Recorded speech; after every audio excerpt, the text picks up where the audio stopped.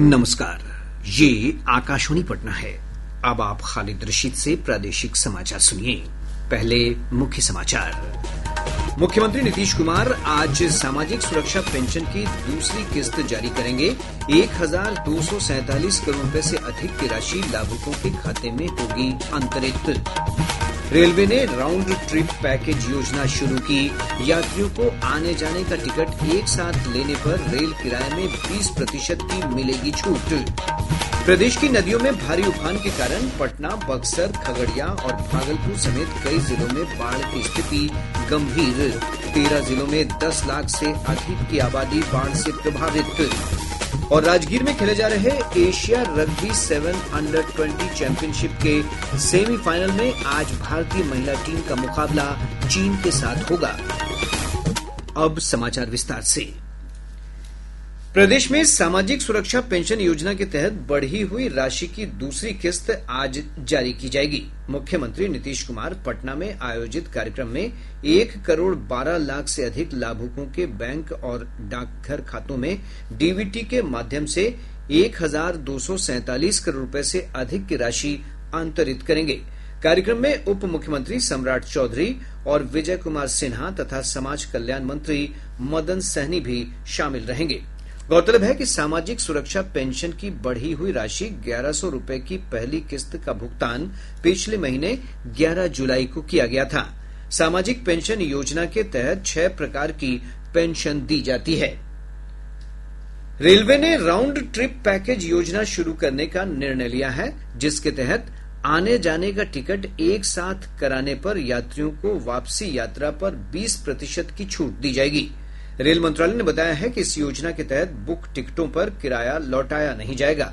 योजना के तहत 13 अक्टूबर की अवधि के लिए बुकिंग इस महीने की 14 तारीख से शुरू होगी।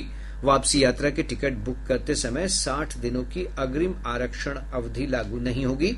रेलवे बोर्ड के कार्यकारी निदेशक सूचना और प्रसारण दिलीप कुमार ने बताया कि यह योजना फ्लेक्सी किराए वाली ट्रेनों को छोड़कर सभी श्रेणियों और विशेष ट्रेनों में मान्य होगी। मानसून की सक्रियता के कारण राज्य के अधिकतर भागों में मध्यम से भारी वर्षा का सिलसिला जारी है। मौसम विभाग से मिली रिपोर्ट के अनुसार पिछले 24 घंटों में राज्य के उत्तरी भागों में अधिकांश स्थानों पर तेज बारिश दर्ज की गई है।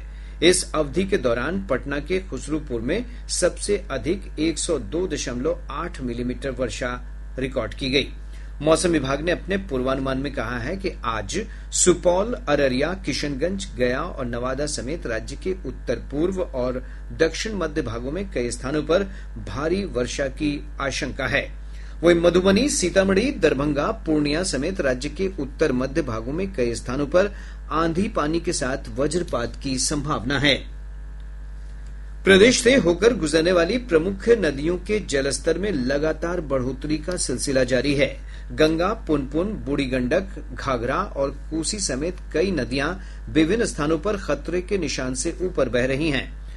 केंद्रीय जल आयोग से प्राप्त जानकारी के अनुसार गंगा नदी का जलस्तर पटना के दीघा घाट, गांधी घाट और हाथीदह में खतरे के निशान से ऊपर बना हुआ है। भागलपुर और कहलगांव में भी नदी खतरे के निशान से ऊपर बह रही है। मुंगेर में नदी का जलस्तर लाल निशान से 43 सेंटीमीटर ऊपर दर्ज किया गया। इधर सोन नदी पटना के मनेर में और पुनपुन नदी पटना के श्रीपालपुर में खतरे के निशान के ऊपर बह रही है। घाघरा नदी का जलस्तर सीवान के दरौली और गंगपुर सिसवन में लाल निशान को पार कर गया है। बूढ़ी गंडक नदी खगड़िया में लाल निशान से 1.5 मीटर ऊपर बह रही है।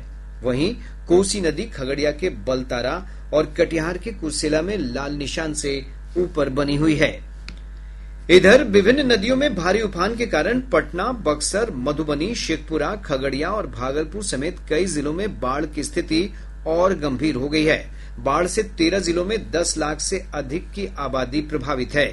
गंगा नदी में उफान से पटना जिले के दियारा इलाके में बाढ़ की स्थिति गंभीर बनी हुई है। दानापुर के पुरानी पानापुर, कासिमचक, हेतनपुर, गंगहारा, पतलापुर, मानस और अकीलपुर पंचायत के विभिन्न गांव बाढ़ की चपेट में हैं।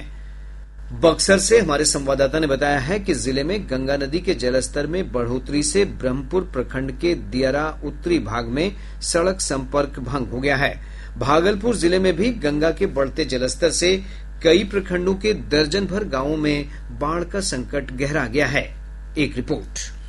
जिले में बाढ़ की स्थिति गंभीर होती जा रही है। दियारा इलाका पूरी तरह जलमग्न हो चुका है। अब बाढ़ का पानी शहरी इलाकों में भी फैलने लगा है। नाथनगर से श्री रामपुर होते हुए दियारा जाने वाली सड़क पूरी तरह जलमग्न है। बाढ़ प्रभावित परिवारों के लिए नाथनगर, सबौर, सुल्तानगंज और साकुंड में 2-2 सामुदायिक किचन शुरू किया गया है। दूसरी ओर राष्ट्रपति के आगमन के मद्देनजर जिला प्रशासन की ओर से हवाई अड्डा के बाढ़ पीड़ितों को पॉलिटेक्निक कॉलेज मैदान में शिफ्ट कर दिया गया है। इधर नाथनगर थाना क्षेत्र के शाहपुर गाँव में 15 वर्षीय युवक रोशन कुमार की बाढ़ के पानी में डूबने से मौत हो गयी। आकाशवाणी समाचार के लिए भागलपुर से विनोद कुमार। मुंगेर से हमारे संवाददाता ने बताया कि जिले में गंगा नदी के जलस्तर में वृद्धि के कारण 5 प्रखंडों के लगभग 30 गांव बाढ़ से प्रभावित हैं। गंगा के जलस्तर में लगातार वृद्धि से जिले के 5 प्रखंडों के लगभग 30 गांव बाढ़ से प्रभावित हैं। सदर प्रखंड के जाफरनगर, कुतलुपुर, टीकारामपुर पंचायत में कई दिनों से बाढ़ का पानी रहने के कारण ग्रामीणों ने ऊंचे स्थानों की ओर पलायन करना शुरू कर दिया है। जिला प्रशासन द्वारा मुहैया नाव से ग्रामीण अपनी जरूरत का सामान लेकर आश्रय स्थल की ओर जा रहे हैं। बरियारपुर प्रखंड के कई गाँव में भी बाढ़ का पानी प्रवेश कर चुका है। वहीं बरियारपुर प्रखंड प्राथमिक स्वास्थ्य केंद्र और प्रखंड कार्यालय पूरी तरह बाढ़ के पानी से घिर गया है। धरारा प्रखंड के NH80 किनारे संचालन किया जा रहा है। आकाशवाणी समाचार के लिए मुंगेर से प्रशांत कुमार सिंह। इधर कटिहार जिले में गंगा, कोसी, बरंडी और कारी कोसी नदी के जलस्तर में तेजी से वृद्धि हो रही है। जिले के कुर्सेला प्रखंड के निचले इलाकों में बाढ़ का पानी प्रवेश कर गया है। रिहायशी इलाकों की ओर भी पानी बढ़ने लगा है। शिवहर जिले में बागमती और लाल बकैया नदी के जलस्तर में वृद्धि से निचले इलाकों में बाढ़ का पानी फैल गया है। वहीं सुपौल से हमारे संवाददाता ने बताया कि नेपाल में भारी बारिश से कोसी बराज का जलस्तर बढ़ा है। देर रात 2 लाख क्यूसेक पानी डिस्चार्ज किया गया। बाढ़ की आशंका को देखते हुए कोसी तटबंध के अंदर बसे लोगों को अलर्ट किया गया है। इधर आपदा प्रबंधन विभाग ने बाढ़ प्रभावित इलाकों में राहत और बचाव कार्य तेज कर दिए हैं। बाढ़ से घिरे लोगों के आवागमन के लिए नाव का परिचालन किया जा रहा है। विभाग की ओर से राहत शिविर और सामुदायिक रसोई घरों का संचालन भी किया जा रहा है। प्रादेशिक समाचार आप आकाशवाणी पटना से सुन रहे हैं। ताजा समाचारों के लिए आप हमारे एक्स हैंडल AIR_News पटना पर जा सकते हैं। निर्वाचन आयोग ने राष्ट्रीय जनता दल के नेता तेजस्वी प्रसाद यादव द्वारा 2 अगस्त को संवाददाता सम्मेलन के दौरान दिखाए गए मतदाता पहचान पत्र को फर्जी घोषित किया है। दीघा विधानसभा क्षेत्र के निर्वाचक निबंधन अधिकारी ERO ने तेजस्वी यादव को 16 अगस्त की शाम 5 बजे तक इस मतदाता पहचान पत्र को आयोग कार्यालय में जमा कराने का निर्देश दिया है। इधर आयोग ने कहा है कि राज्य में चल रहे मतदाता सूची के गहन पुनरीक्षण अभियान के तहत राजनीतिक दलों से अब तक कोई दावा आपत्ति नहीं मिली है। 1 सितंबर तक दावा आपत्ति के लिए आवेदन लिए जा सकते हैं। मतदाता सूची का अंतिम प्रकाशन 30 सितंबर को होगा। निर्वाचन आयोग ने कहा है कि देश के विभिन्न राज्यों और केंद्र शासित प्रदेशों के 334 पंजीकृत गैर मान्यता प्राप्त राजनीतिक दलों को सूची से हटा दिया गया है। ये दल 2019 से 6 वर्षों तक एक भी चुनाव लड़ने की अनिवार्य शर्त पूरी करने में विफल रहे हैं। इन दलों के कार्यालयों का भी कोई अता पता नहीं है। इनमें बिहार के 17 दल शामिल हैं। निर्वाचन आयोग ने राष्ट्रीय राजनीतिक दल, क्षेत्रीय राजनीतिक दल और पंजीकृत गैर मान्यता प्राप्त राजनीतिक दल जन प्रतिनिधित्व अधिनियम के प्रावधानों के तहत पंजीकृत हैं। प्रदेश में 16 अगस्त से शुरू हो रहे राजस्व महाअभियान में पंचायत प्रतिनिधियों की भी मदद ली जाएगी। इसे लेकर राजस्व और भूमि सुधार विभाग के अपर मुख्य सचिव दीपक कुमार सिंह की अध्यक्षता में आज बैठक होगी, जिसमें पंचायत प्रतिनिधियों के साथ विभिन्न सेवा संघों के प्रतिनिधि शामिल होंगे। महाअभियान के दौरान डिजिटाइज्ड जमाबंदियों की त्रुटियों में सुधार, छूटी हुई जमाबंदी को ऑनलाइन करना, उत्तराधिकार नामांतरण और संयुक्त संपत्तियों के बंटवारा नामांतरण के लिए भी आवेदन लिए जाएंगे। इस दौरान विभाग की टीम घर घर जाकर आवेदन प्रपत्रों का वितरण और दस्तावेजों के साथ आवेदनों को संकलित करेगी। बिहार राज्य प्रदूषण नियंत्रण बोर्ड ने लोगों से आज रविवार को नो हॉर्न दिवस के रूप में मनाने की अपील की है। पटना शहर में ध्वनि प्रदूषण के स्तर में कमी लाने के उद्देश्य से बोर्ड ने लोगों से गाड़ियों के हॉर्न सप्ताह में 1 दिन नहीं बजाने का अनुरोध किया है। पिछले माह 30 जुलाई को भी नो हॉर्न दिवस मनाया गया था। बोर्ड की ओर से जारी एडवाइजरी में लोगों से हर रविवार को नो हॉर्न डे का पालन करने का आग्रह किया गया है। राजगीर में खेले जा रहे एशिया रग्बी 7 अंडर-20 चैंपियनशिप के सेमीफाइनल मुकाबले तय हो गए हैं।